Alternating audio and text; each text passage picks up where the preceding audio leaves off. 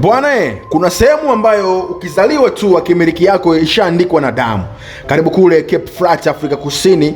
Huku hakuna sheria ya nchi, kuna sheria za namba. Ukiona mtu ana chale namba 26, 27, 28 mwilini mwake, ujue huyo sio mtu wa kawaida. Huyo ni mwanajeshi wa genge la magereza na mitaani ambalo halijui maana ya msamaha. Leo tunaiangalia hii filamu ambayo inaitwa Four Corners, filamu inayokupeleka ndani kabisa ya Jahannam hili ambalo maisha ya watu wanne wanakutana kwenye makutano ya kifo, yani cheese na kisasi. Bwana, hii ni Chadha Story tena. Jina langu naitwa Chadha, best presenter in town, mnyama OG. Tunamwangalia kijana mmoja ambaye anaitwa Ricardo. Ricardo ni kijana wa umri wa miaka 13, lakini pia ujamani yatima anayeishi na bibi yake. Na katika mitaa hii ya Cape Flat, Ricardo ana kipaji kimoja cha kipekee sana. Yeye ni gwiji wa mchezo wa cheese na ana uwezo wa kuona hatua 5 mbele kabla ya mpinzani wake hajasogeza kete. Lakini kwenye mitaa hii kipaji pekee hakikulindi na njaa au risasi za ovyo. Genge la mitaa inayoitwa The Americans, ikiongozwa na jambazi katili anaitwa Colgate, linaanza kummezea mate Ricardo.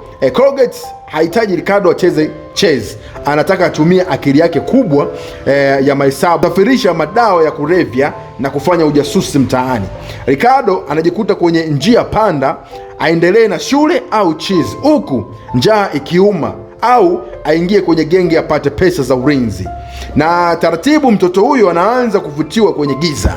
Bwana, wakati Ricardo anapambana na mitaa, upande mwingine wa mji milango ya jela huku kifunguliwa, anatoka mtu mmoja anaheshimika na kuogopwa ambaye anaitwa Fariano Flaza. Huyu anaitwa Fariano Flaza. Sasa Flaza ni jenerali wa genge la zamani la The 28, yani 28.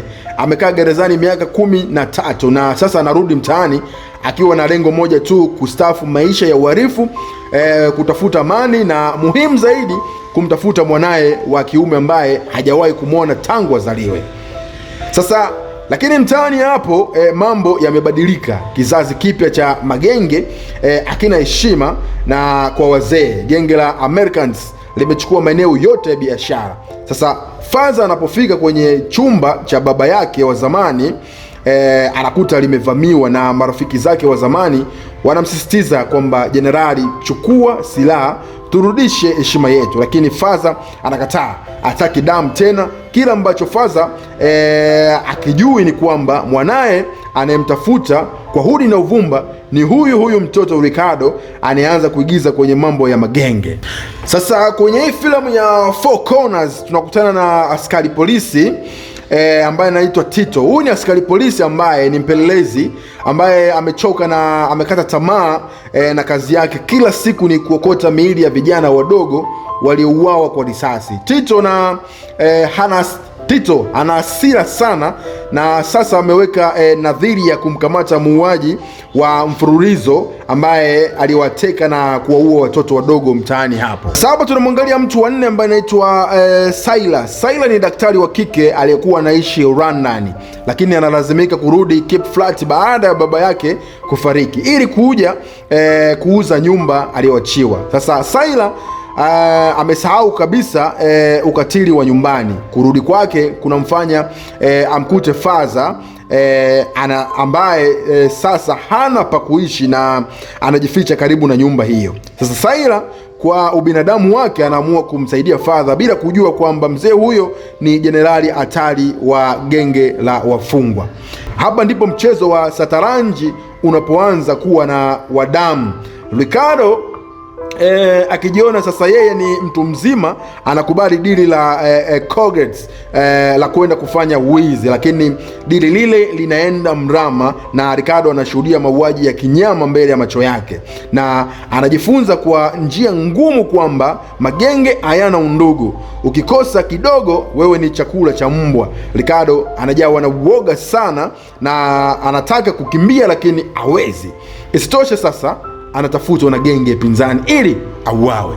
Hii ni bonge moja rabaraa sana. Bwana, hapa tunamwona father anagundua ukweli, anagundua kuwa kijana anayeandamwa na kuuawa mtaani Ricardo ndiye mwanaye wa damu. Ile ahadi ya father ya kutoshika bunduki tena inayeyuka hapo hapo. Upendo wa baba unamfanya arudi kuwa lile joka la kale. Anavaa koti lake la vita, anachukua silaha na kuingia mtaani kulinda damu yake. Sasa wakati huo huo askari Tito naye yuko doria usiku huo akimfukuza yule mtekaji wa watoto na Saila naye anajikuta katikati ya mapambano haya baada ya nyumba yake kuvamiwa na risasi kuanza kurindima kutoka kila upande. Bana, namaliza na hii movie, inabidi nisikupe ule uondo wote. Inakupaswa wewe kwenda kuitazama movie hii mwanzo mpaka mwisho. Hii inaitwa Four Corners, si movie tu ya mapambano ya risasi. Ni kioo kinachoonyesha jinsi jamii inavyowafilisha watoto wadogo na jinsi mazingira yanayoweza kukulazimisha kuwa kitu usichotaka. Kama umependa simulizi hii na unataka nikuletee uchambuzi mwingine, basi ni wewe kuwa karibu na mimi kunifuatilia kwenye YouTube channel yangu. Bwana, namaliza hivi nikisema kwamba hii ni Chad the Storyteller. Bwana, naitwa Chad the best presenter in town, mnyama OG. Usisahau kusubscribe, kushare na kucomment.